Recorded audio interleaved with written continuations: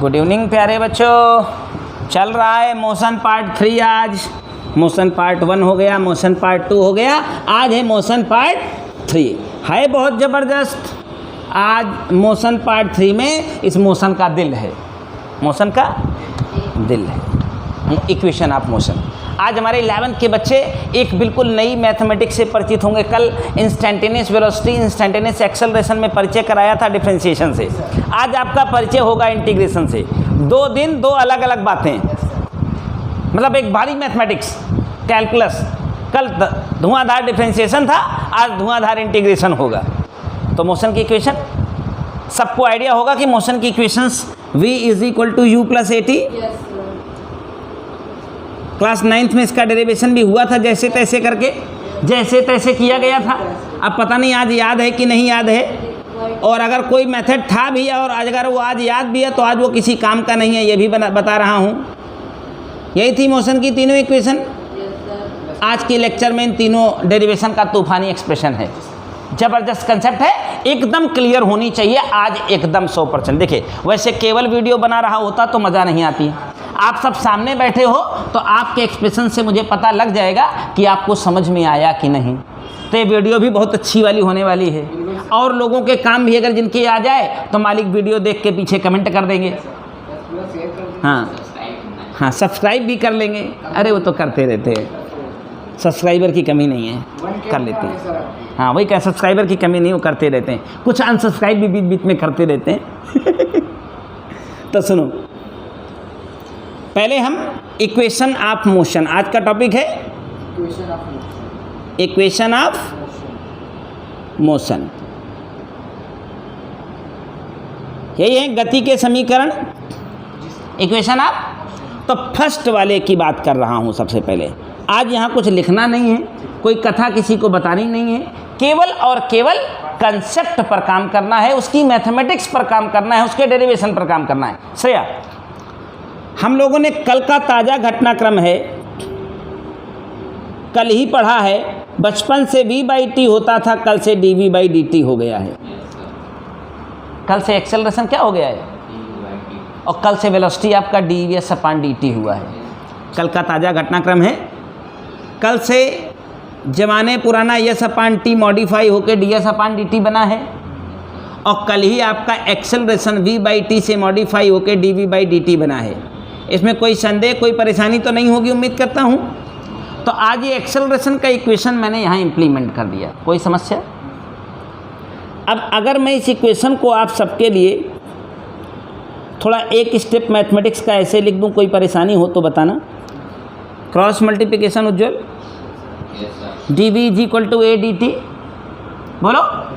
अब ऐसा dv = a dt, ठीक है। इसके बाद एक स्टेप यहाँ लिखते हैं, टेक इंटीग्रेशन बोथ साइड। कल डिफ्रेंशिएशन करना अच्छे से सीखा था, अब कहेंगे taking integration, taking integration both side, दोनों तरफ का इंटीग्रेशन लेने पड़। तो कल डिफरेंशिएशन अच्छे से क्लियर हुआ था, d/dx x की पावर n या d/dt t की पावर n। ऐसे ही जब इंटीग्रेशन कोई वर्ड बोल दे तो ऐसे चिड़िया जैसे बनता है, इंटीग्रेशन की चिड़िया बोलते हैं इसको। दोनों तरफ इंटीग्रेशन की चिड़िया बैठा दीजिए।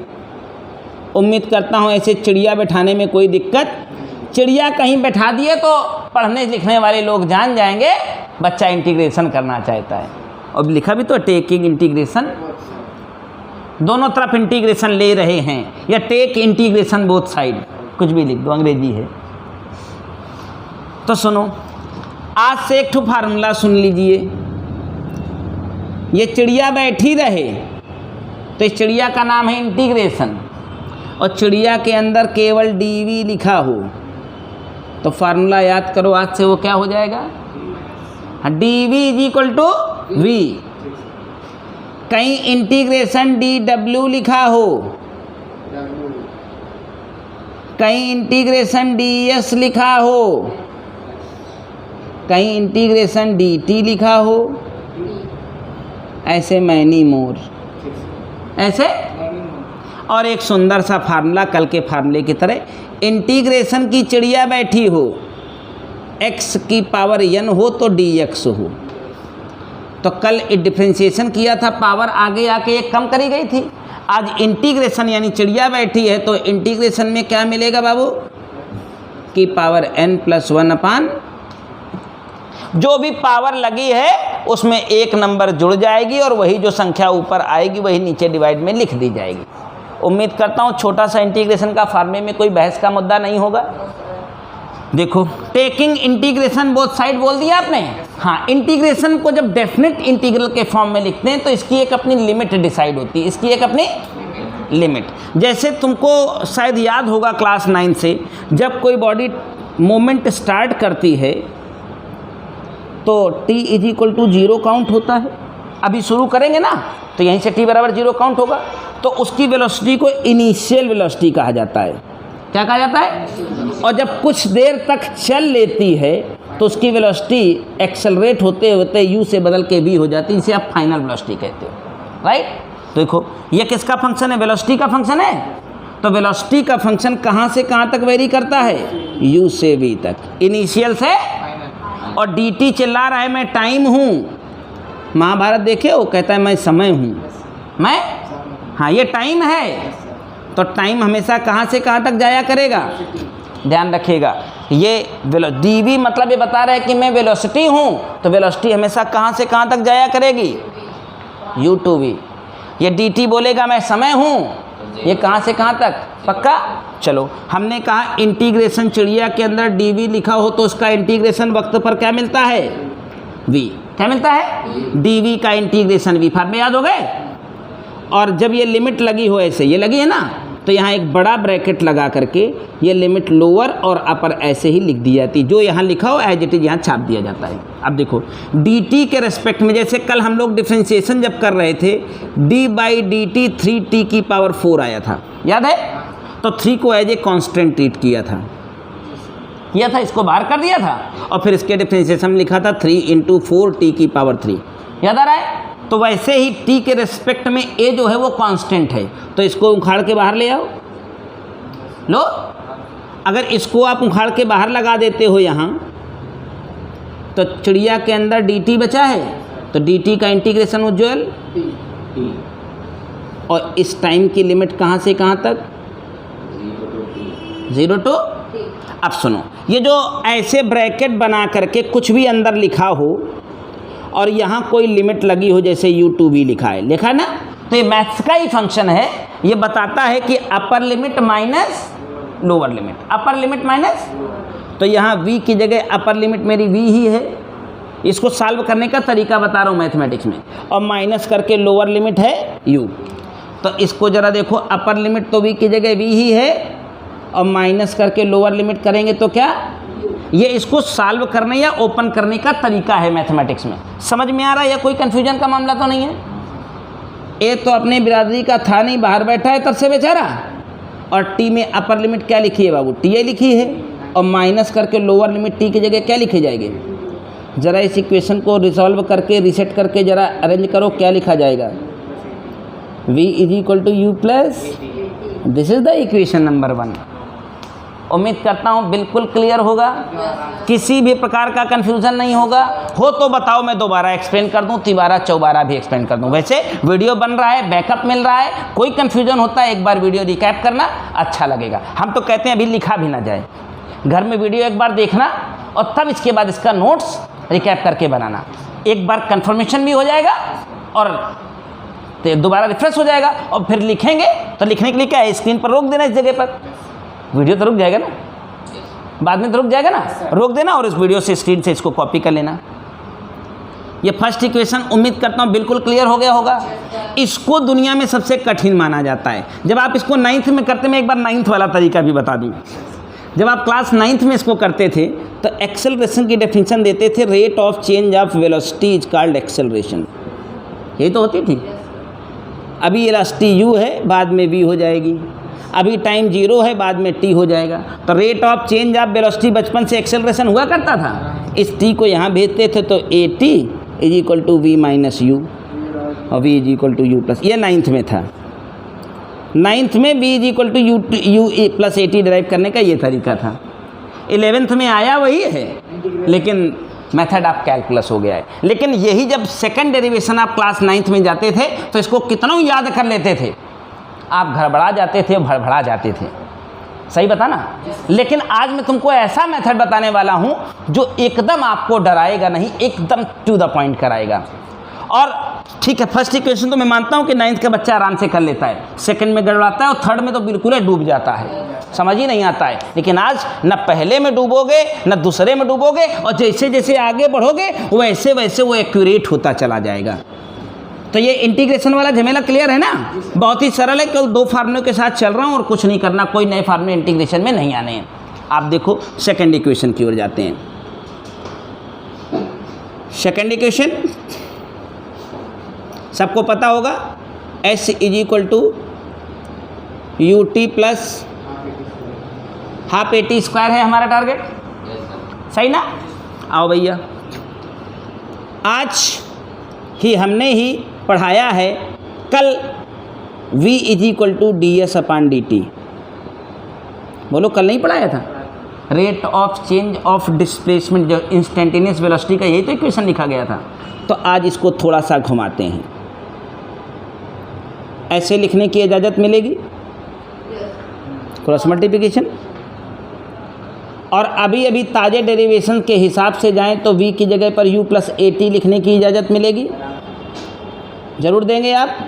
देखिए, ये ds यानी मैं डिस्प्लेसमेंट हूँ, u माने मैं वेलोसिटी हूँ, t माने मैं टाइम हूँ।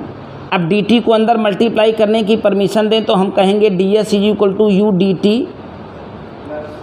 Plus a t dt। ये गलत बात मत किया करो, नहीं बहुत मारेंगे अभी हम। u dt एक फंक्शन है sir, right. a as a constant t लिखा है और dt बाहर छोड़ा जाएगा Ujjwal. It's not called a dt², never called. इसको अंदर मल्टीप्लाई करने के बाद a dt² नहीं कह सकते कभी। dt is a function, single function, जैसे dx है, समझ रहे हैं। ये d और x अलग अलग नहीं है, dx is a whole function, dx is ए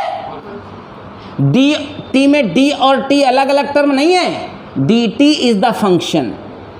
तो इंटीग्रेशन dt दिखा तो t होगा, dx दिखा और dw दिखा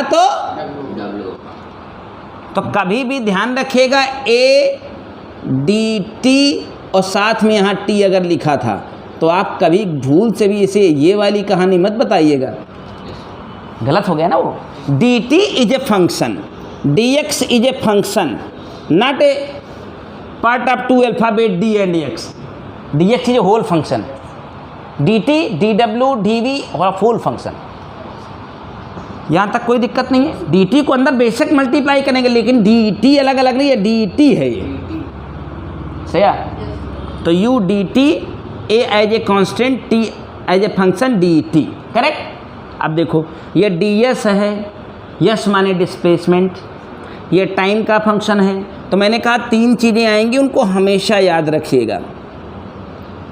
वेलोसिटी हमेशा dv के टर्म्स में आएगी, वेलोसिटी हमेशा, और वेलोसिटी के केस में लिमिट कहाँ से कहाँ तक जाया करेगी, हमेशा इनिशियल से फाइनल तक। दूसरा फंक्शन टाइम के लिए मिलेगा, टाइम का फंक्शन चिल्ला के बताएगा, dt लिखा होगा पीछे, और टाइम हमेशा कहाँ से कहाँ तक जाया करेगा, 0 से t तक। और एक तीसरा फंक्शन डिस्प्लेसमेंट मिलेगा, जब डिस्प्लेसमेंट होगा तो चिल्ला के बोलेगा ds लिखा होगा। तो जब आपने चलना शुरू नहीं किया था तो 0 रहोगे और कुछ देर चल लोगे। देखो ये प्रैक्टिकल बिहेवियर है। हम यहाँ खड़े हैं, अभी हमने चला ही नहीं है तो मेरा डिस्प्लेसमेंट 0 है, और कुछ देर आप हमें चलने देंगे तो उस कंटेनर तक तो पहुँच ही जाऊँगा ना। तो टाइम हमेशा कहाँ से कहाँ तक जाता है, डिस्प्लेसमेंट हमेशा कहाँ से कहाँ तक जाता है, और वेलोसिटी के लिए सभी जानता है इनिशियल से फाइनल जाता है। तो ज़रा देखो ये ds है तो ये डिस्प्लेसमेंट का फंक्शन है, बोलेंगे take integration both side, take integration. हाँ ds dt सज गया ना ये दरबार, जब दरबार सज जाए तो टेक इंटीग्रेशन बोथ साइड करिएगा। डिस्प्लेसमेंट हमेशा कहाँ से कहाँ जाया करेगा, ये डिस्प्लेसमेंट का है तो कहाँ से कहाँ तक जाएगा। ये dt चिल्ला रहा है कि मैं समय हूँ, तो मैं आप कहाँ से मुझे ले जाएंगे, ये फिर डी टी, ये पीछे बताएगा जो डी टी लिखा है मतलब मैं समय हूँ, और समय हूँ तो कहाँ से कहाँ तक जाऊँगा, कोई दिक्कत? बोलो डी एस का इंटीग्रेशन एस, लिमिट क्या लगाएगा बच्चा? 0 से एस। देखो डी टी की बिरादरी का यू नहीं है तो यू को बिरादरी से बाहर भगाओ, बाहर गया, और डी टी अकेला बचा तो इंटीग्रेशन डी टी होने पर क्या बनेगा? कहाँ से कहाँ जाएगा? देखो अब हमने एक फार्मूला बताया इंटीग्रेशन टी की power N D T, T की पावर एन, देखिए डी टी फंक्शन है बाकी से कोई मतलब, तो टी की पावर एन होने पर टी की पावर एन प्लस 1 अपान, अभी लिखा था ना डी एक्स, एक्स की पावर एन डी एक्स, क्या लिखा था? एन प्लस 1 अपान एन प्लस 1, तो सेम सिनेरियो तो है। ए आ गया बाहर, ए आ गया भैया, टी की पावर 1 है क्या उज्ज्वल? तो ये टी की पावर 1 अगर होता तो यहाँ पर टी की पावर n की जगह 1 है तो 1 + 1 2, और नीचे भी लिखा जाता 2, मतलब टी की पावर 1 डी टी होने पर इसका इंटीग्रेशन होता तो कितना हो जाता? कुछ लोग कहते हैं गुरुजी डी टी कहाँ चला गया? डी टी कहीं चला नहीं जाता है, वो D T as a function है, वो इंटीग्रेशन करने के लिए आता है सिर्फ, वो नहीं होगा तो इंटीग्रेशन नहीं कर पाएंगे। बाकी फार्मूले का तो यही खेल है ना। अब आपको लिमिट खोलना भी हमने सिखा ही दिया है, अपर माइनस लोअर तो यस माइनस 0 तो यस ही रहा, यू एज ए कांस्टेंट है श्रेया, और अपर टी माइनस 0, हाफ ए बाहर बैठाए हो और टी माने अपर स्क्वायर माइनस 0 है, लो छापो देखो आ गया कि नहीं आ गया? अब ये कैसे भूल सकता है? अगर आपने कंसेप्ट बनाई है तो कभी नहीं भूलेगा, ऐसे टोपागिरी करी है तो लाइफ टाइम नहीं आएगा, यही तो कंसेप्ट है। अब अगर यहाँ बैठ के सो रहे हो, मुंह फाड़ रहे हो, तो ये कैसे तुमको आ सकता है? होश लगा के बैठे हो, ठिकाने पर बैठे हो तो लाइफ टाइम नहीं भूलेगा। अरे इसमें है क्या? और हाँ, लाइफ टाइम ना भूलने के लिए एक ज़रूरी बात शर्त ये होती है कि इसकी प्रैक्टिस की जाए। अब ऐसे नहीं कि आज हमारी समझाने से आ गया तो तुमको आ गया, जब इसे 6 बार आप खुद कर लोगे तो आपको जीवन पर्यंत नहीं भूलेगा। कोई आँख सोते सोते दे देगा तो आप इंटीग्रेशन, और जबकि ये बहुत कठिन चीज़ मानी जाती है, कहा जाता है बहुत टफ है। तुम 11th पास करके तुमने देखा था इसको कैसे किया था? कभी तुमने देखा था? कभी नहीं देखा था। फिर ये भी बात समझ में आ गई, दोबारा समझाना तो नहीं पड़ेगा, पक्का ना? ऊपर से एक बार रिफ्रेश करो। कल का ताज़ा घटनाक्रम है v = क्या पढ़ा था हमने? डी एस अपान डी टी। तो इसी को ट्राइंगल मल्टीप्लाई करके डी एस = क्या कर दिया? इक्वेशन नंबर 1 से v = डी टी को अंदर डाल दिया तो u dt + at dt हो गया ना। हमने दिखाया डी एस है, डी टी है, डी टी है, झमाझम इंटीग्रेशन मार दिया। कहाँ से कहाँ जाने का? कहाँ से कहाँ जाने का? कहाँ से कहाँ जाने का? दर्द भैया, डी एस का इंटीग्रेशन 0 से एस, डी एस का इंटीग्रेशन यस, लिमिट कहाँ से कहाँ तक?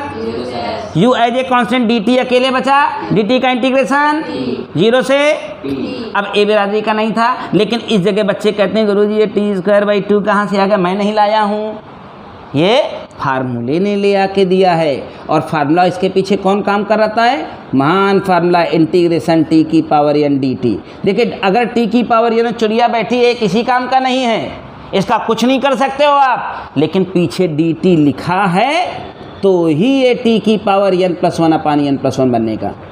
समझ गए कि नहीं? डी टी स्टैंड था फंक्शन, अकेले ऐसे लिखा हो, अगर आपने कहीं ऐसे लिख दिया है ये सर्वथा गलत है। मतलब ये बताना चाहिए कि किसके रिस्पेक्ट में इंटीग्रेट कर रहे हो, किसके? तो D T is the with respect. आपको क्लियर है? उम्मीद करता हूँ सेकंड इक्वेशन भी बहुत सुंदर से समझ में आ गई होगी। अब थर्ड और बड़ी महान इक्वेशन की ज़रूरत है, बहुत इंटरेस्टिंग है। उसमें एक स्टेप यानी एक पहली लाइन को याद रखना बहुत जरूरी है क्योंकि जुगाड़ है। तीसरा और आखिरी इक्वेशन आपके सामने है, जिसे हम थर्ड इक्वेशन कहते हैं। शायद इक्वेशन जरूर याद होगा, v² = u² + 2a। चलो शुरुआत कहाँ से होगी ये मेमोरी में रखना जरूरी है, बाकी अगर शुरुआत हो गई तो फिर लग जाएगा। a = हम लोग क्या पढ़ते थे? हाँ, एक्सेलरेशन की डेफिनेशन थी dv/dt, राइट। और यहाँ से आगे बढ़ते हैं तो यहाँ एक जुगाड़ है। गणित में जुगाड़ बहुत चलता है, बस नियम से होना चाहिए। इससे कोई गिला शिकवा तो नहीं है। एक मैं ds मल्टीप्लाई कर लूँ, एक ds डिवाइड कर लूँ, तो आप हमारे ऊपर कोई आरोप तो नहीं लगा देंगे कि आप ऐसे कर देते हैं जब जो मन करता है। अरे मल्टीप्लाई किया तो डिवाइड भी किया है, जुगाड़ है अपना अपना। अब जुगाड़ क्या बन गया मेरा, जो ds/dt है ये वेलोसिटी बन गया। बोलो ds/dt भी नहीं होता था, rate of change of displacement. तो जिसको मैंने ब्लॉक में घेर दिया वो क्या बन गया, वेलोसिटी। इसके पड़ोस में और कौन बैठा हुआ है अभी, dv, ये बचा है ना। और ये जो ds नीचे बचा है पड़ा है, इसको भेज देते हैं a के साथ।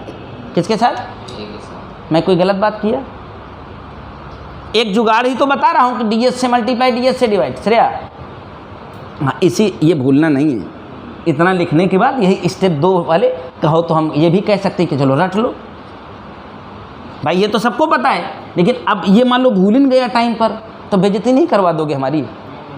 अरे इसको 3rd इक्वेशन ड्राइव करना नहीं आता है, यही तो बोल देंगे लोग, यही तो बोल देंगे लोग, नहीं बोल देंगे। तो अगर बोलने ना पाए लोग तो इसके लिए क्या करना, जुगाड़ याद भी रखा जा सकता है। तो ds से मल्टीप्लाई ds से, जो ds/dt था इसको हमने क्या कह दिया, और ये क्या बैठा है, और ये कहाँ गया। अब देखो ये ds dv नाच रहे हैं ना, आओ मेरा इंटीग्रेशन करो, आओ मेरा इंटीग्रेशन। तो हमको पता चल गया कि ये ds है। देखिए a से मतलब नहीं है कौन ds है, dt है, dv है। तो ये ds है ना, तो मतलब डिस्प्लेसमेंट हूँ मैं कहाँ से कहाँ तक जाऊँगा, dv मत है लड़की, हाँ u से v। वेलोसिटी हमेशा इनिशियल से फाइनल, टाइम हमेशा 0 से t। भाई अब आप मान लो चलने वाले हो तो हमेशा ये ज़रूरी थोड़ी कि आप रेस्ट से ही चलोगे। हो सकता है t = 0 पर आपके पास पहले से कोई वेलोसिटी हो। हाँ इतना पक्का है कि आप चले नहीं होंगे तब तक, चलना शुरू करने से पहले आदमी चला नहीं होता है। आपकी वेलोसिटी बढ़ते बढ़ते भी हो सकती है, समय बढ़ते बढ़ते t हो सकता है, डिस्प्लेसमेंट बढ़ते बढ़ते s हो सकता है। लेकिन आप ये नहीं कह सकते कि आप हमेशा रेस्ट में चले हो। तो वेलोसिटी का फंक्शन आ जाए तो कहाँ से कहाँ जाना है, ds आ जाए तो कहाँ से कहाँ जाना है, और dt आ जाए तो कहाँ से कहाँ तक जाना है। फिलहाल तो नहीं आया यहाँ। चलो अब ds के रिस्पेक्ट में a हमारा रिश्तेदार है, दूसरे कमरे में बैठाओ। ds अकेला बचा, इंटीग्रेशन झोंक देंगे तो क्या आ जाएगा, लिमिट कहाँ से कहाँ तक जाएगी बाबू लोग। अब मक्खन लग रहा है ना, अब ये फार्मूले में फिट हो रहा है। अभी मैंने कहा अगर t⁻n dt, t⁻n+1/n+1 हो सकता है, तो v⁻n dv = v⁻n+1/n+1 क्यों नहीं हो सकता है, हो सकता है कि नहीं। तो अगर ये था, अगर वही ओरिजिनल में x⁻n dx था, तो अगर ये x⁻n+1/n+1 हो सकता था तो ये भी हो सकता था, ये हो सकता था तो ये भी हो सकता था। तो क्या ये v⁻1 है, तो इंटीग्रेशन की हिसाब किताब लगाएं तो v⁻2/2 से उज्ज्वल v⁻1 है तो पावर कहती है 1 जोड़ो और नीचे वही लिखो, 1 है तो 2 हो जाएगा, 5 2। लिमिटिया कहाँ से कहाँ तक जाएगी भैया, u से v। खोलना आता है, चलो देखो खोल के एक बार। ए एज ए कांस्टेंट है, ds का इंटीग्रेशन तो यस हो चुका है, लिमिट लगा चुके हैं 0 - h, पक्का है ना। अपर माइनस लोअर = v, तो अपर में v ही लिखा है तो v²/2 और माइनस का u²/2।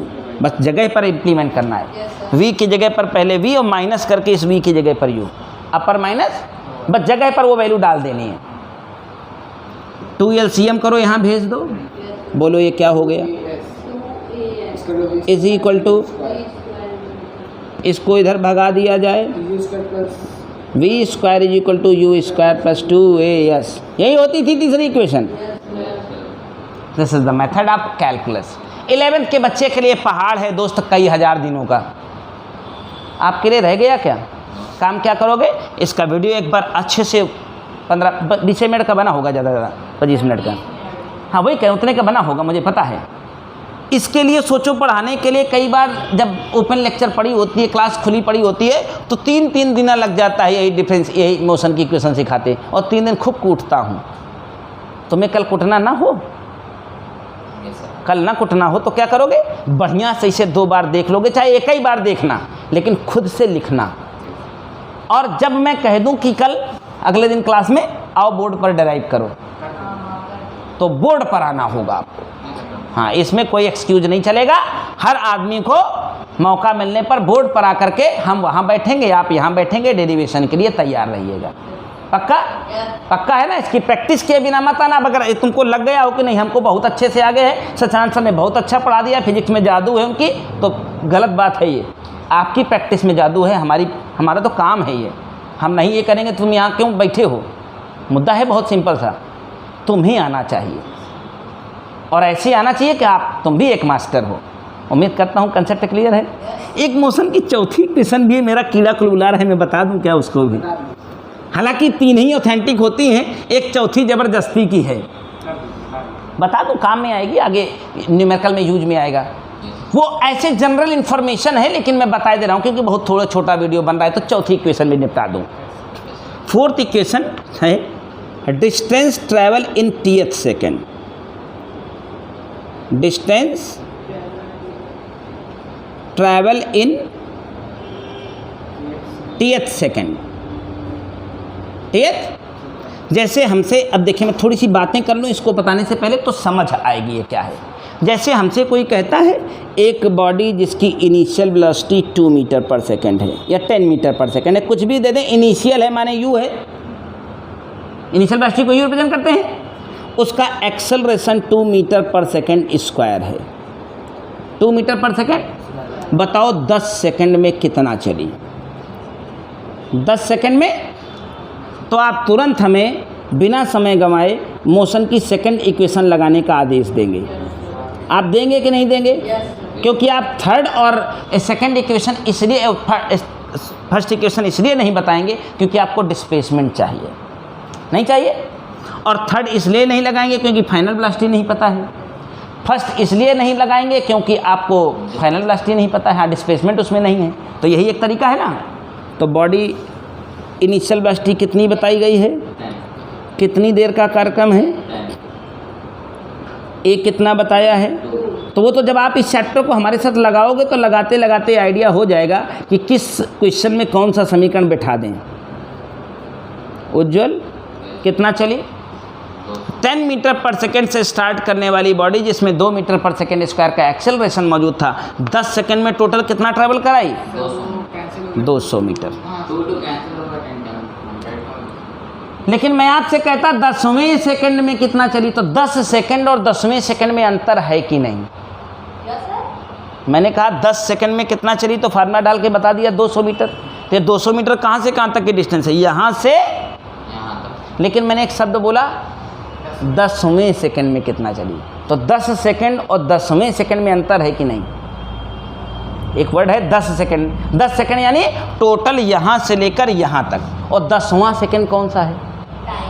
हाँ टाइम वही। तो 10 सेकंड और 10वें सेकंड में अंतर है कि नहीं? हमने पूछा 10 सेकंड में टोटल कितना चली, 10 सेकंड में, तो आप बोलोगे यहाँ से लेकर यहाँ तक जो चली है वही 10 सेकंड में टोटल चली, यानी 200 मीटर। लेकिन मैं आपसे कहता 10वें सेकंड में कितना चली, तो 10वां सेकंड कौन सा है?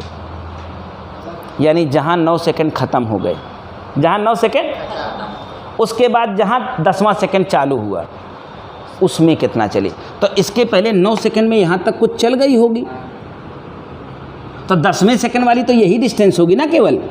10 सेकंड में यहाँ से यहाँ तक की पूरी है, तो 10वें सेकंड की कौन सी है? जहाँ 9वां सेकंड ख़त्म वहीं 10वां चालू। फर्क समझे? 10 सेकंड और 10वें सेकंड में अंतर है कि नहीं है? 10 सेकंड यानी पूरा 10 सेकंड, और 10वें सेकंड माने जहाँ 9 ख़त्म वहाँ 10वां शुरू। करेक्ट?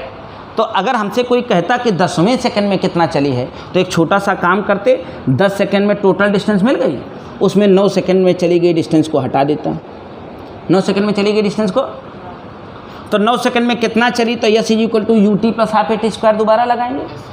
तो u मेरा 10 है, t मेरा 9 है, a मेरा 2 है, और 9 का 81, 9 का टोटल कैलकुलेट करते उज्जवल 9 8 17 171 मीटर,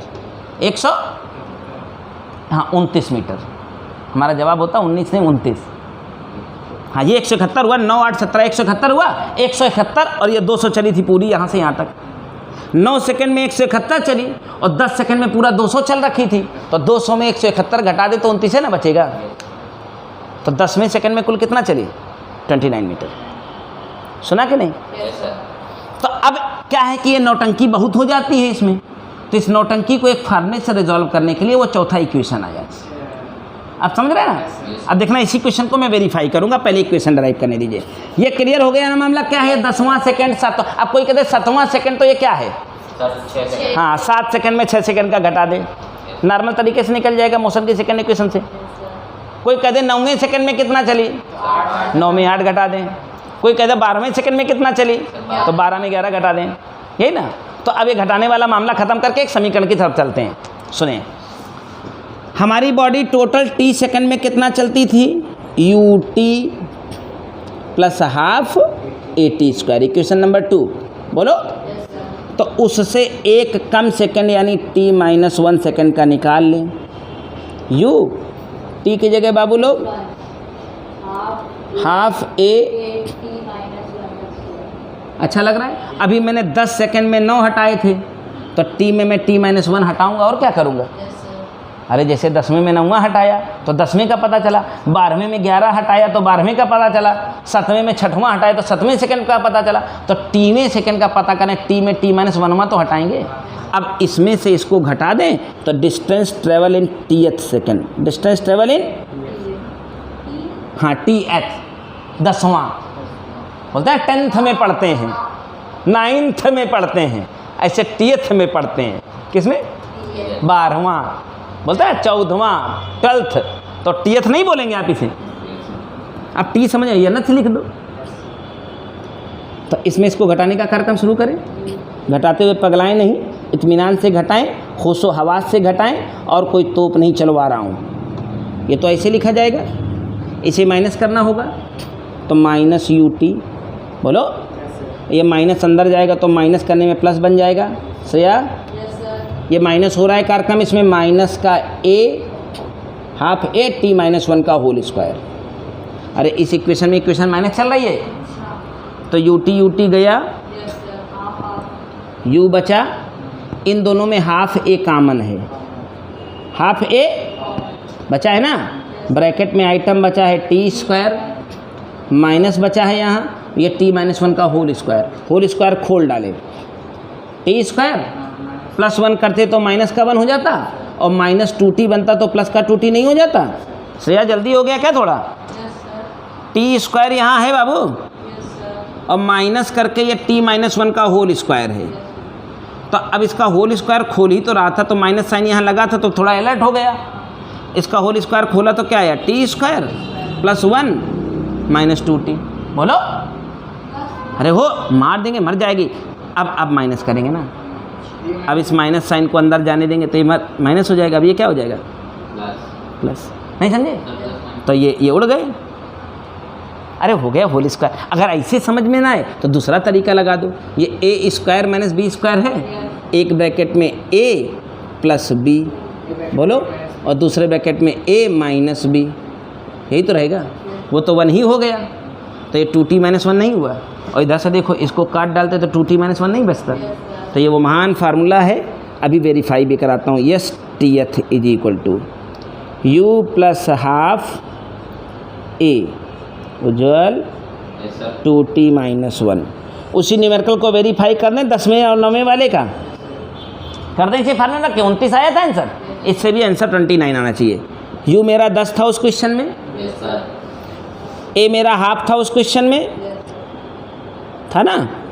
a मेरा 2 था और 10 हाँ 2 था। 10वां सेकंड बोला था, t को 10 दूनी 20 - 1 19, ये कट गए।